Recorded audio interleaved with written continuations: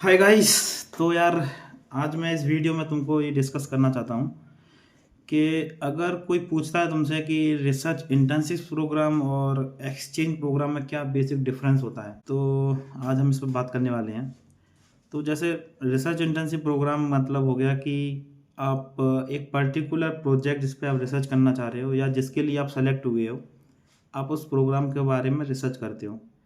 जैसे ये जो रिसर्च इंटर्नशिप्स हैं वो आपके जो होम कंट्रीज़ हैं उसमें डिफरेंट डिफरेंट कॉलेज में आसपास में भी कर सकते हो। Like if you are studying in some college in UP and you want to do research internship in some other state college, और तो आप मान लो अगर आपको किसी आईआईटीज़ में रिसर्च इंटर्नशिप कर रही है तो आप वहाँ के प्रोफेसर को मेल करते हो और आपके सीवी को देख के वो डिसाइड करते हैं कि ठीक है ये बंदा कैपेबल है, इसको बुला लेते हैं। फिर आप उनकी लैब में आके वो रिसर्च इंटर्नशिप शुरू करते हो, और जब आप आते हो वो रिसर्च का टॉपिक दे देंगे आपको कि तुम्हारा प्रोजेक्ट ये रहेगा और ये शुरू कर, इस पर आपको काम करना है। तो इस तरह से रिसर्च इंटर्नशिप्स होती हैं, राइट। अगर आप मुझसे पूछोगे कि रिसर्च इंटर्नशिप में क्या मैं क्लासेस ज्वाइन कर सकता हूँ, तो बिल्कुल नहीं कर सकते। मतलब क्योंकि अगर इस प्रोफेशन ने अगर आपको सेलेक्ट किया, इसका मतलब वो आप में ये कैपेबिलिटी देख चुका है कि आपको वो जो टॉपिक है उसके बारे में सब कुछ आता ही है, सब कुछ मतलब मोस्टली आता ही है। तो वो इस बात में टाइम वेस्ट नहीं करेंगे कि तुम कुछ सब्जेक्ट सीख लो और उसके बाद इस प्रोजेक्ट को करो, राइट। तो क्लासेस वगैरह के लिए कुछ भी अलाउ नहीं होगा। आप लैब में काम करोगे, लैब के टाइमिंग के हिसाब से आओगे, प्रोफेसर के जो रूल्स बने हुए हैं लैब में, आपको इस टाइम पे आना है, इस टाइम पे नहीं आना है, उस हिसाब से वर्क करोगे, चाहे आईआईटीज़ में हो और चाहे अगर आप किसी फॉरेन यूनिवर्सिटी में रिसर्च के लिए जा रहे हो, रिसर्च इंटर्नशिप्स के लिए जा रहे हो, वहाँ भी सेम रूल अप्लाई होते हैं। लेट्स सपोज आप रिसर्च इंटर्नशिप अगर अब्रॉड में जा रहे हो, किसी फॉरेन यूनिवर्सिटी में जा रहे हो, और आप चाहे वहाँ किसी भी तरीके से पहुँचे हो, आपने एक स्कॉलरशिप में अप्लाई किया, आपको रिसर्च इंटर्नशिप मिल गई, आप सब कुछ जो प्रोसेस होती है उसको मतलब पार करके आप उधर पहुँच जाते हो, और आपकी जो ड्यूरेशन है वो डिपेंड करता है कौन सी स्कॉलरशिप से कौन सा प्रोग्राम है, ठीक है। उसके बाद आप अपनी रिसर्च इंटर्नशिप स्टार्ट करते हो।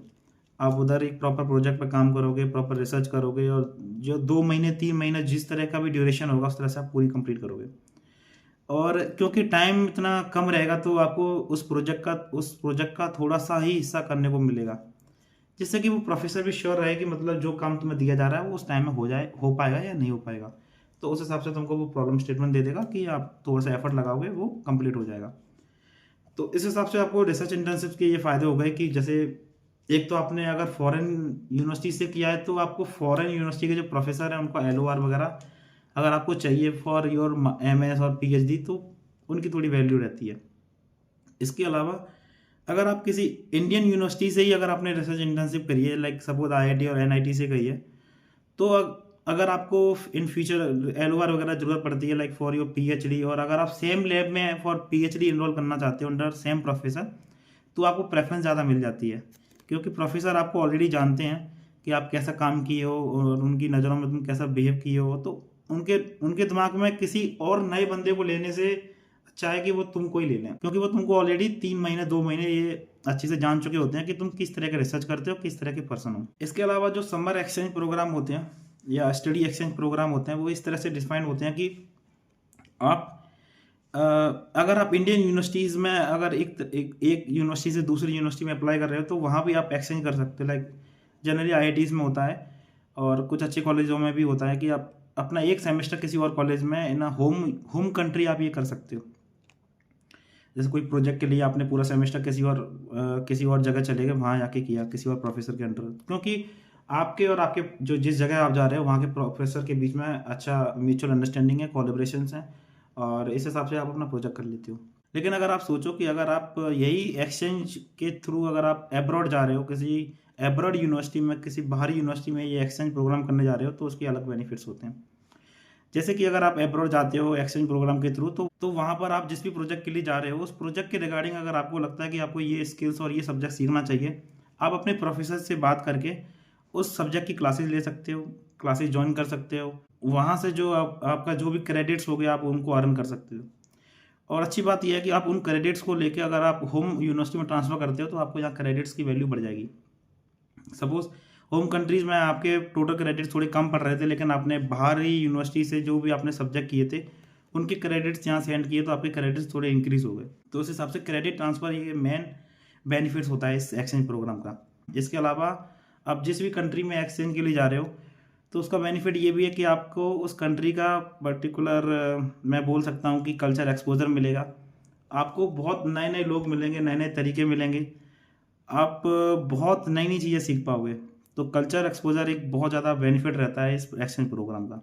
इसके अलावा हाँ, आपके ये आप पर भी डिपेंड करता है कि अगर आपको सपोज करो जिस भी एक्सचेंज प्रोग्राम में आप गए हो और जिस भी प्रोफेसर के अंडर जिस भी लैब में आप काम कर रहे हो, आपको लगता है कि आपको कोई ऐसा कोई सब्जेक्ट पढ़ने की ज़रूरत नहीं है, तो ये आपकी अपनी चॉइस हो सकती है। आपको नहीं पढ़ना तो मत पढ़ो, लेकिन जो प्रोजेक्ट आपको करने को मिला है उसको कंप्लीट करो। अच्छा, इसके अलावा जैसे आप एक्सचेंज प्रोग्राम कंप्लीट कर लेते हो तो आपके और आपके प्रोफेसर्स और आपके जो भी लैब कल्चर में जो भी फ्रेंड सर्कल में जो लोग आएंगे, वो एक इंटरनेशनल रिलेशंस की तरह आपको इन फ्यूचर काम कर सकते हैं। जैसे सपोज अगर आपको एमएस और पीएचडी के प्लान करना है तो आप यहाँ भी सेम चीज़ वही है कि आप यहाँ फिर से अपने प्रोफेसर को अप्रोच कर सकते हो।